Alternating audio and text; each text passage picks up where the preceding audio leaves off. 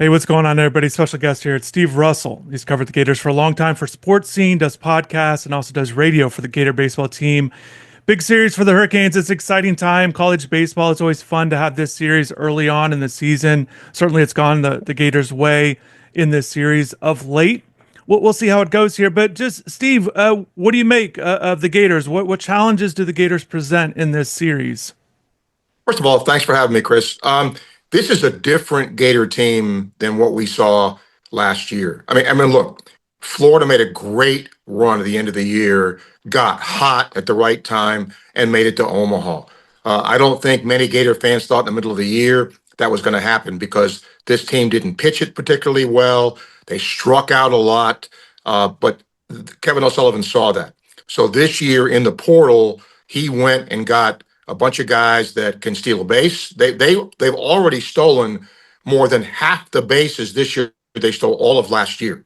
So they don't strike out as much. They put the ball in play, yet they can still hit the home run. So I think that's the biggest improvement I see.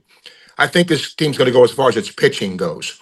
The Friday, Saturday guys so far have been okay. Florida hasn't really played anybody challenging yet. Pierce Capola on Sunday has been good in his first two starts. So the bullpen is young. So there's some question marks here, but I really like what I see up and down the lineup with this team. Well, let's stay with the lineup, Steve. We'll get to the pitching matchups and kind of take a look there. You touched on the stolen bases, and just from a Miami perspective, same kind of a thing, and much different from Miami. We're still learning. I'm still learning about this team. The staff is still learning. So many new transfers, new players. But stolen bases stood out to me when you touched on the Gators. Miami 16 for 16 to start the year, 28 to 39 last year. So similar to what you're saying, over more than half of what they've already done this year, and we'll see how that goes moving forward. The lineup, just looking at them up the middle, with what you have at second and short, the Gators have to feel good about that with Cade Curlin there and Colby Shelton there. And that's a good place to start. But just around the lineup, what do you make of it? Obviously, Brody's off to that really hot start with the 5 homers. A lot deeper, I think, lineup than even last year. I mean, look, when you have a generational player like Jack Caglione, I mean, he was the linchpin for this team. But I think this is a deeper lineup now. Blake Seer, obviously you guys know. Bobby Bozer came from USF. He's hitting the two spot. He's done a terrific job there. Shelton could have gone pro, decided to come back. This is just a really good lineup, and he's used a lot of different lineups. They really have depth, Chris, in the outfield. They've used a bunch of guys there, and it's kind of interchangeable. He's got much more versatility in terms of, okay, lefty comes in the game, I can put a righty up there and vice versa. Didn't really have that last year. And again, because they can run, they can manufacture runs a little bit. They hardly bunted at all last year. They're bunting a little bit more this year. They're not a station-to-station team by any stretch, but if they have to play small ball, I think they can do that, and they would have had trouble doing that last year. Yeah, it's interesting when you touched on it, obviously, with last year's team, the 36 wins, and that's not usually a recipe to get to College World Series. That doesn't look like it, but they've done that. They continue to do that, and really just kind of presents themselves as a standard, with Florida baseball, with what they've been able to do with Kevin there since he's really been there. The lineup in general, you touched on some of the things. What do you think is how it's going to shape up this series?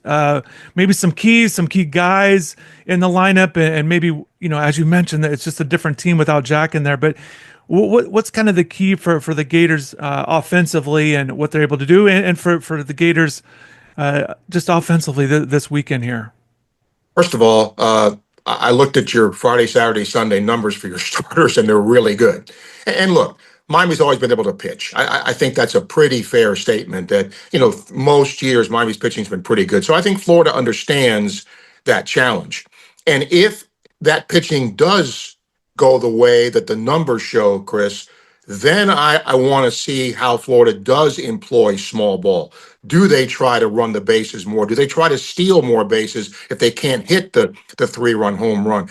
That's why I'm anxious for this, because if Miami's pitching does what it's been doing so far, not a lot of runs probably. So can Florida move a runner up? Can Florida hit behind a runner? Can they steal a base? Can they play small ball? That's what I'm really, if you're a Gator fan, you want to score 20 runs. I get it. But if it's going to be a series like that where Miami's pitching is really good, that's what I want to see from Florida. Blake Seer, you touched on it. 2 seasons there at Miami, 17 homers out of the gate as a freshman. A lot of excitement. Gets hurt. Obviously dealt with the tragedy of his father last year. Just a rough season overall. How's he doing? And then kind of what are the expectations for Blake, and how do you see him kind of handling this series? It's going to be interesting. We're going to see this a lot, Steve, with college baseball transfer. We're seeing it all over the place in the other sports, but that's what JD Arteaga said about Blake. Just what's it going to be like? And he said, "Look, we're going to face guys. That's what's going to happen, and you're going to see that more and more. But just how's Blake doing? And again, the expectations for him this year, fitting in there into that lineup." He's done really well. He's hitting 370 or whatever he's hitting. I think he's hitting every game but one. He's mostly hit in the two hole, but he's also hit 8 and 9. Again, a lot of lineup versatility and flexibility for Kevin O'Sullivan here. He's been very good in the outfield. He's done a nice job. He's fit right in. Will he press? We'll find out. Hopefully he won't. But you hit the nail on the head. I mean, the other day, Florida played Stetson, and there was a guy from Florida on the roster. Florida played UNF. There were a couple of guys on the roster that had been in Florida. So you're right. You're going to see that all the time here, regardless of who you're playing. But I have a feeling, I don't know him well yet because he's not been here a long time, but I have a feeling he'll handle it. Yeah, well, and look, Steve, it's much different facing those types of teams and then in a rivalry series Sure. like this. Just like we saw this a few years ago with Alex Terrell going to Florida State, a guy that was at Miami a long time and goes there. That was just an interesting dynamic. So we'll see how he does pitching wise. Steve, you touched on it earlier. You look at the guys who have been starting with Peterson, Clemente, and Coppola there. Not huge numbers from last season, off to a good start, but how do you see those guys? And starting with Peterson, kind of that game one, it's always a big night, that Friday night starter to kind of set the tone for the series. How's he doing? The expectations for him coming off that USA experience, and then also with those other two starters, what you see and kind of how good are they essentially? Peterson was good in his first start, so-so in his second. Clemente was really good in his first start, so-so in his second. And as I mentioned, Coppola has had two nice starts in a row. I think Peterson last year was placed in a very tough spot. He was put into the Friday night role. Looking back on it, maybe he wasn't quite ready for that emotionally, physically for all of that. But he's much better now. Clemente has great stuff, but sometimes he hasn't walked a lot of people, but sometimes he gets behind hitters. And Coppola, because he's so tall and his arms are so long. I mean, he doesn't throw 98, but it looks like that because his arm span comes at you, from the left-hand side. So, I think Sully would tell you if you asked him, he's been satisfied with his starters on Friday, Saturday, Sunday, but certainly room for improvement. And that's why it's great to have a series like this now. No disrespect to Air Force or somebody like that, but you need a series like this, I think, before you start SEC play, because Florida plays Harvard next week and starts in the SEC. So those starters need to face a lineup like Miami's to see, what they can do. Yeah, and the bullpen. How is that shaping up so far? The first 9 games, and obviously we saw what happened there the last game. But just your take on the bullpen and the bullpen that O'Sullivan envisions for this team. They're going to rely on a lot of young arms. Luke McNeely is back, and he is now. Last year it's funny when you have a closer and you don't use him. What good is the closer? And I think that's what happened last year with Florida, that they had a guy that they liked, but they didn't really use him a lot at the end of games. So McNeely, who I think probably would close, I don't know that that's in stone, but he's a versatile guy. He can come in and give you innings in the middle. He can come in and get you at the end. But I think this bullpen by committee here a little bit. I don't know that there's one guy yet that's going to be the closer. I'm interested to see what happens in that, Chris. If it's 5-4, top of the ninth, who's he bring in? I'm anxious to see that. So I think it's by committee a little bit now, but I think as we get along, he'd like to have one set closer. Yeah, it's just so there's some similarities with these teams and touch on stolen bases. The closer for Miami, kind of the same situation. They announced earlier, before the season started, we're going Jackson Cleveland to be the guy.